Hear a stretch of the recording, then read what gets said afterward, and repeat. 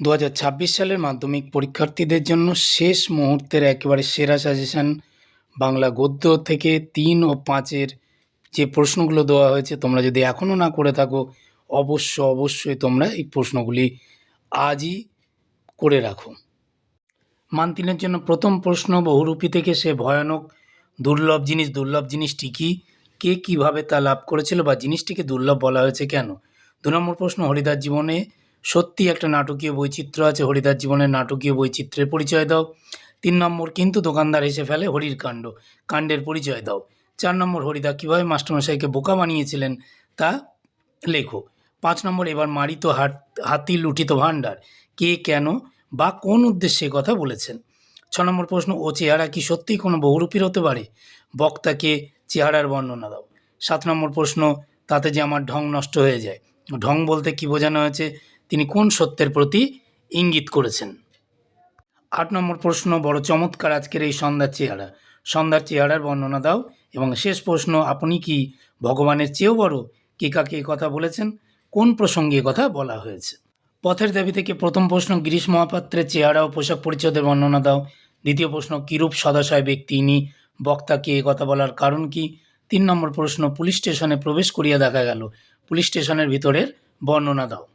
4 নম্বর প্রশ্ন, বাবুটির স্বাস্থ্য গেছে কিন্তু শখ 16 আনায় বজায় আছে, এইরূপ উক্তির কারণ কি।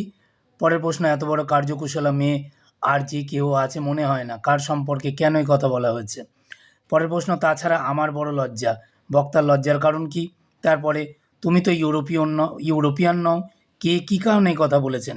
8 নম্বর শেষ প্রশ্ন, তার লাঞ্ছনায় কালো চামড়ার নিচে কম জ্বলে না, বা মনে হলো দুঃখে লজ্জায় ঘৃণায় নিজেই যেন মাটির সঙ্গে মিশিয়া যায়, বক্তার কথা বলার কারণ কি।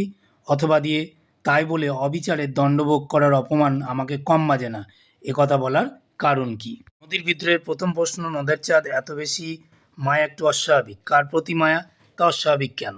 দ্বিতীয়, সে প্রায় কাঁদিয়া ফেলিয়াছিল, কে কেন কেঁদে ফেলেছিলেন। 3 নম্বর, নদীর বিদ্রোহের কারণ সে বুঝিতে পারিয়াছে, নদীর বিদ্রোহের কারণ কি ছিল। 4 নম্বর, নদের চাঁদ গর্ব অনুভব করিয়াছে, নদের চাঁদের গর্বের কারণ কি।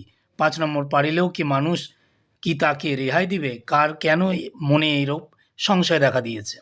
6 নম্বর প্রশ্ন, নদের চাঁদের ভারী আমোদ বোধ হইতে লাগিল, কি কারণে নদের চাঁদের এমন অবস্থা হয়েছে। মান 3-এর জন্য যে কটা দিলাম সেই কটার বেশি পড়তে হবে না। মান 5-এর জন্য জ্ঞানচক্ষু থেকে দেখো, সত্যিই তপনের জীবনের সবচেয়ে সুখের দিনটি এলো আজ, কোন দিনটির কথা বলা হয়েছে, দিনটি সম্পর্কে উচ্ছ্বাসের কারণ কি। 2 নম্বর, জ্ঞানচক্ষু গল্পে তপনের চরিত্রের বিশ্লেষণ করো। 3 নম্বর, জ্ঞানচক্ষু গল্পের নামকরণের সার্থকতা বিচার করো, অথবা তপনের জ্ঞানচক্ষু কতবার কিভাবে উন্মোচিত হয়েছে তা আলোচনা করো। 4 নম্বর প্রশ্ন, তপনের মনে হয় আজ যেন তার জীবনের সবচেয়ে দুঃখের দিন, আজ বলতে কোন দিনের কথা বলা হয়েছে, তপনের এইরূপ মনে হওয়ার কারণ কি। অথবা দিয়ে, তপন আর পড়তে পারে না, বোবার মতো বসে থাকে, তপনের এরকম অবস্থার কারণ বর্ণনা করো। বহুরূপী গল্পের প্রথম 5, বাহ, এ তো বেশ মজার ব্যাপার, মজার ব্যাপারটা কি, তা বক্তার উপর কী ধরনের প্রভাব ফেলেছিল। 2, বড় চমৎকার আজকের এই সন্ধ্যার চেহারা, সন্ধ্যার পরিবেশের পরিচয় দাও, সেদিন সন্ধ্যার ঘটনা বর্ণনা করো। পরের প্রশ্ন, খাঁটি মানুষ তো নয়, এই বহুরূপীর জীবনে এর চেয়ে বেশি কি আর আশা করতে পারে, বক্তাকে খাঁটি মানুষ নয় বলার তাৎপর্য কী। 4 নম্বর প্রশ্ন, হরিদাস চরিত্রের পরিচয় দাও। লাস্ট প্রশ্ন, তাতে যে আমার ঢং নষ্ট হয়ে যায়, ঢং কি, উক্তিটি বক্তার জীবনে কীভাবে ধরা পড়েছে।